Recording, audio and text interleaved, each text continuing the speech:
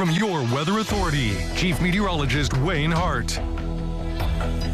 Well, 3 of the last 4 days have featured flash flooding, and today was one of those days. Now the focus is shifting to severe weather for late Wednesday afternoon and evening. And after that, the hottest weather of the year so far, arriving just in time for the upcoming weekend. A warm start to our day, 70 this morning, made it up to 85 before the showers hit to early this afternoon. We picked up close to 0.6 of an inch of rain since then. Highs were generally in the low to mid 80s, a little cooler up near Fairfield today.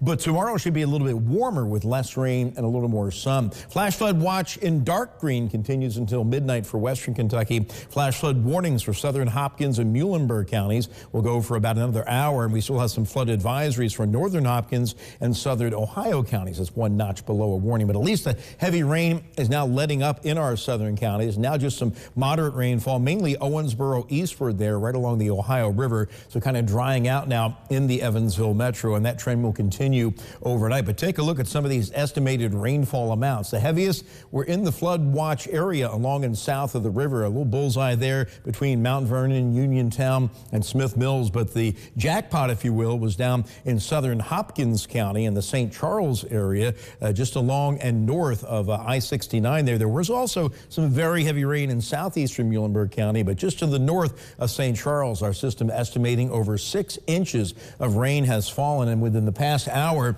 Kentucky 454 here has been closed because of the high water from all of that flooding there, which is, again, heaviest between St. Charles, Earlington, and Morton's Gap. So I don't think we'll see anything quite that heavy tomorrow, but with these strong to possibly severe storms later on Wednesday night, we could once again deal with some heavy rain. But up here in the Evansville area, just some light rain, 74, but the dew point is close behind with a south-southeast wind at 5 miles per hour. So about 70 to 75. We're just going to drop down to around 70 degrees for another warm overnight low. A front is kind of stalled out along the Ohio River. Energy rippling along it has been producing these scattered showers and thunder showers, but all that will begin to shift away to the east tomorrow. And then late Wednesday afternoon and evening, a slight level 2 threat for severe weather across a good deal of the area, really most of the area, with damaging wind the main concern. A little bit of hail, isolated tornado can't be ruled out, but wind will be the bigger concern here, and I'll show you that with Future Tracker. But starting with the overnight hours,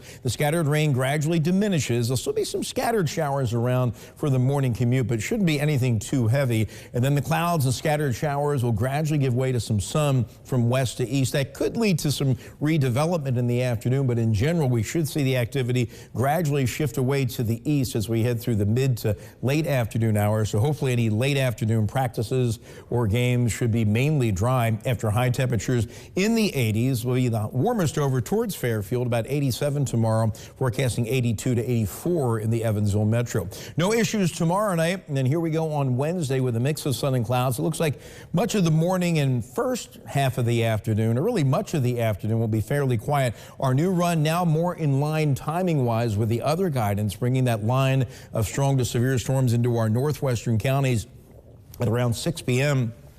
and then into the Evansville area by about 7:30, 8 o'clock. And this looks to be a broken line of strong to severe storms with pockets of damaging wind. But again, an isolated tornado can't be ruled out. And out ahead of it, it's going to be very warm and very humid, upper 80s to around 90. So lots of heat and humidity to work with. That severe threat should be winding down in our southeastern counties by about 10 p.m. on Wednesday. Some rain could linger into the pre-dawn hours Thursday. Then we should see improving weather with at least a little less humidity for the end of the week. But the scattered showers diminish overnight. Patchy fog developing, warm lows around 70. Some clearing tomorrow from west to east, but scattered showers and thunder showers continue. They will gradually pull away to the east later in the day. Very humid highs in the low to mid 80s. And a severe storm alert for late Wednesday afternoon and evening with damaging wind the main concern. A very humid 89-degree high. The humidity does drop a notch for Thursday and Friday. And most of that rain Thursday is again before sunrise. So it'll be an improving day. 90 for the high on Friday. And finally, a weekend we don't have to worry about storms. But you know what?